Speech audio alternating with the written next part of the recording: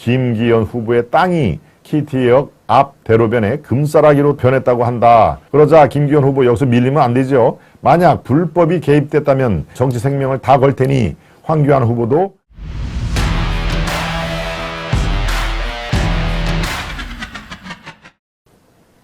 울산 땅이 불법이라고 좋다. 정치 생명을 겁시다 하는 그런 얘기를 어제 저녁 5시 반에 여러분들이 아마 보신 분들도 꽤 있고요. 저는 그 시간에 직접 보지는 못했습니다. 5시에 또 제 방송이 있었죠. 어제 유동학 원장, 명리학을 하고 있는 유동학 원장과 어제 대담을 했습니다. 우리가 이제 흔히 사주 이렇게 본다고 하는 역학 이렇게 보는데, 그쪽에는 이제 학문적으로는 명리학을 이렇게 꾸준하게 연구를 한 분인데요.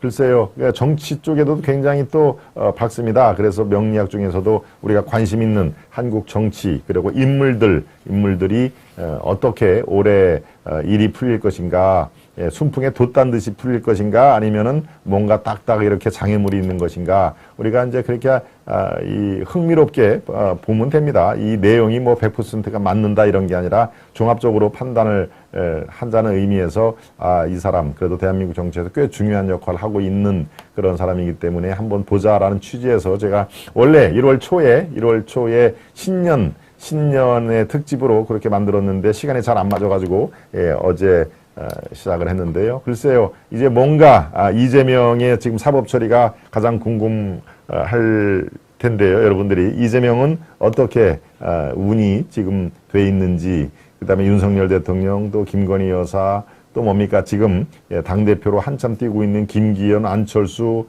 또 오세훈 시장 이런 분들이 앞으로 어떻게 일이 풀리는지 이걸 명리학으로 한번 우리가 짚어보자, 그런 취지에서 제가 마련을 했죠. 이전 제가 7개월 전에 자주 부를 수 있는 성격은 아니고요. 또 그래서 7개월 전에 했더니 그것은 여러분들이 굉장히 많은 또 시청을 해 주셨더라고요. 거의 한 45만, 원래 본 방송을 한 45만 명이 시청을 하셨고요. 그 뒤에 또 하이라이트 이렇게 누구누구 이렇게 잘라서 한 하이라이트까지 다 치면은 글쎄요, 한 55만, 60만 명까지 시청을 했으니까요. 여러분들이 하여튼 편안하게 시청을 하는 걸로는 괜찮겠다 싶어가지고 어제 다시 제가 방송을 한 거니까요. 혹시 어제 놓치신 분들 편하신 시간에 한번 보면 됩니다. 그건 이렇게 급하게 찾아볼 건 아니고요. 어제 5시에 김 박사하고 유 원장이 했구나, 못 봤는데 주말에 한번 보지 이 정도로 이렇게 생각을 하시면 되겠습니다. 네. 그래서 그 얘기를 했군요.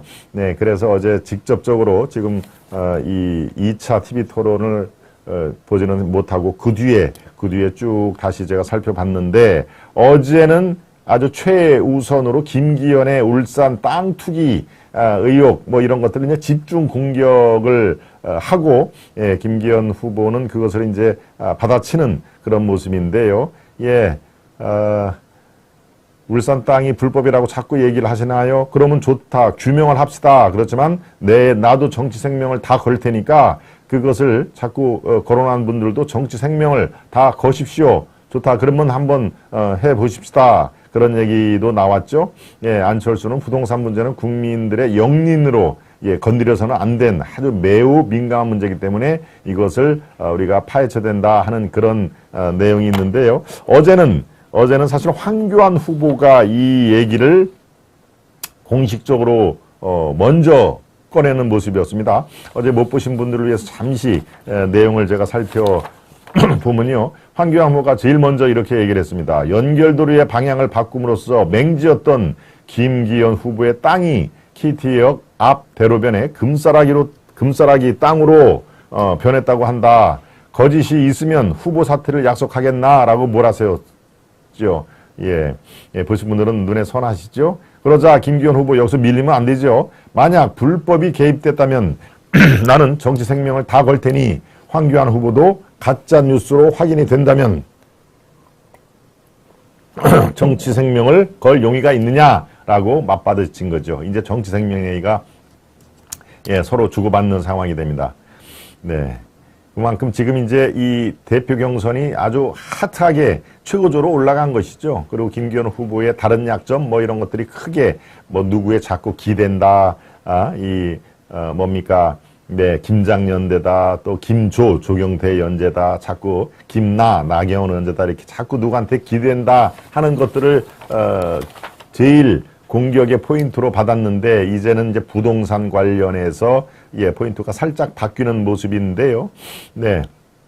천하람도 여기서 가세를 하더군요. 지난 토론 때 95% 할인된 가격에 해당 토지를 매도하겠다고 했는데, 정확하게 매도 효과가 얼마냐고 따졌다.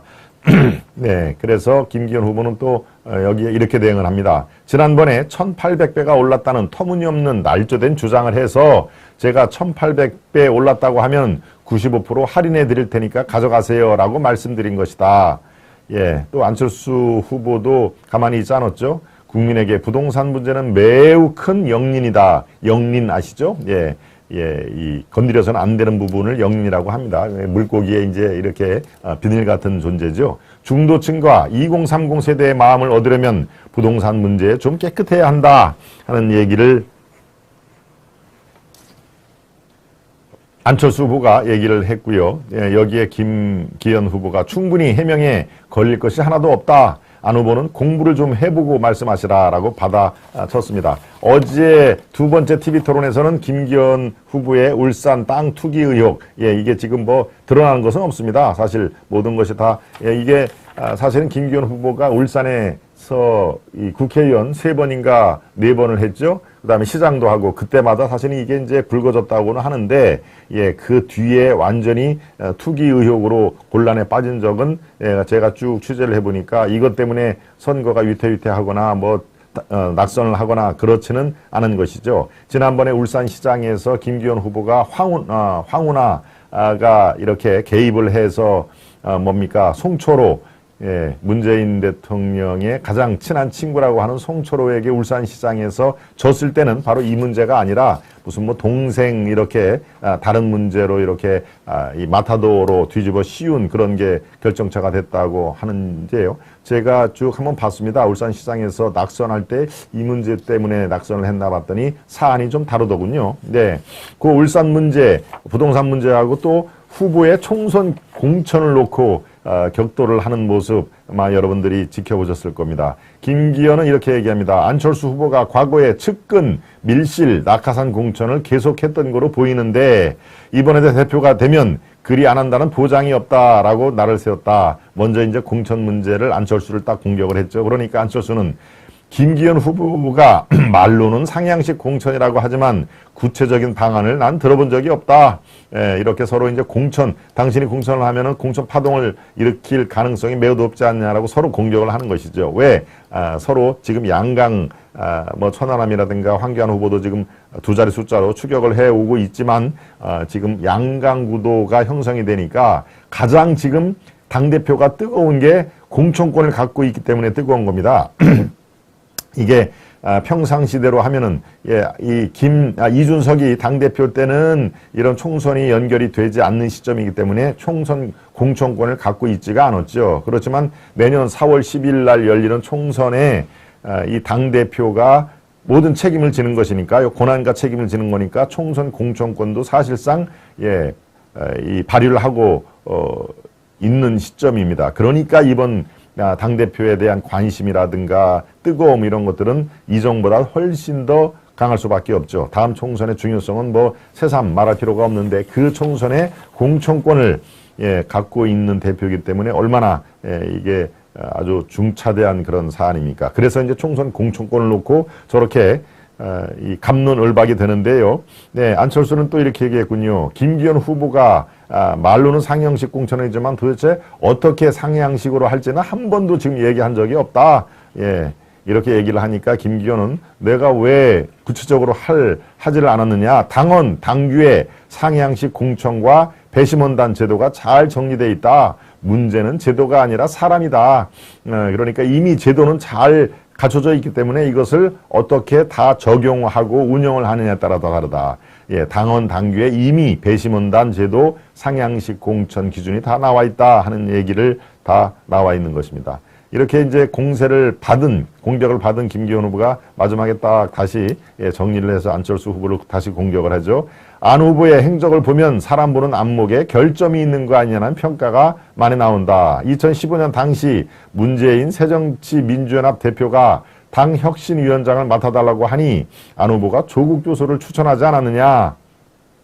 이렇게 당신은 지금 조국이 얼마나 많은 국민들로부터 외면당하는데 그런 사람을 볼 줄 모르기 때문에 조국을 혁신위원장으로 추천하지 않았느냐. 그러니까 안철수가 뭐라고 그랬습니까? 모자란 부분이 있었다는 것은 인정하지만 성공과 실패를 하면서 그 경험으로 민주당을 무찌르는데 온 힘을 쓰겠다라고 얘기를 한 것이죠. 네. 토론회 직후 안캠프 측에서는 안철수 후보가 조국 교수를 추천한 사실이 없다고 주장을 했습니다. 공식적으로 추천을 한 게 아니다. 이렇게 지금 김기현, 안철수, 천하람, 황교안 네 사람의 치열한 공방이 나와 있는데요. 여러분들의 마음속에 정해졌습니까? 네, 여러분들 당원이면 물론 우리 시청자 여러분 당원인 분도 계시고 또 당원이 아는 분도 계시지만 책임 당원들은 다 한 표를 행사를 지금 여러분들이 하셔야 되는데 지금 구도는 이렇습니다. 김기현 후보가 앞서 나가는 거 분명합니다. 앞서 나가는 분명하고 뒤에 안철수 후보가 따라가는 그런 형국이고요. 3등과 4등은 좀 이렇게 엎치락 뒤치락 하는데 황교안과 천하람 후보가 3등, 4등을 놓고 엎치락 뒤치락 한다. 그러니까 천하람은 뭡니까? 천하람은 자기가 안철수를 끌어내야 2등으로라도 결선 투표에 올라가기 때문에 최근에 천하람은 작전을 바꿔서 안철수를 집중 공격하는 그런 그 상황으로 모양새를 바꿨죠. 네, 그런데 김기현 후보의 지금 현재 여의도 정가에서는 앞서가는 김기현 후보가 1차 경선에서 과반수를 넘길 것이냐. 네. 그렇지 않고 과반수를 넘기지 않으면 2차 경선에는 안철수와 부딪힐 것이냐, 또 다른 사람하고 부딪힐 것이냐, 2등과 3등이 역전이 될 것인가 안 될 것인가. 이게 지금 여의도 정가에서 가장 두드러지게 나오는 반응들입니다. 그러니까 김기현 후보가 조직표, 전국의 당협위원장의 약 한 절반 이상을 지금 김기현 후보 지지 선언으로 돌려놨다고 얘기를 하죠. 그러니까 그 지지세가 당협위원장이 누구를 지지했다고 해가지고 그 밑에 있는 당원들이 다 누구를 찍어라 하는 그런 건 옛날 같지가 않습니다. 당협위원장은 누구를 지지라고 해도 나는 내가 마음에 가는 대로 찍겠다. 지금 2등, 3등 달리는 사람한테 찍겠다. 얼마든지 가능한 얘기니까요. 그것도 뭐 비밀 투표니까 얼마든지 가능한 거지요. 그러니까 바로 지금 3등, 4등 하는 그런 후보들은 표에 반란이 분명히 일어날 것이다 라고 반란표를 기대를 하는 것이었죠. 네.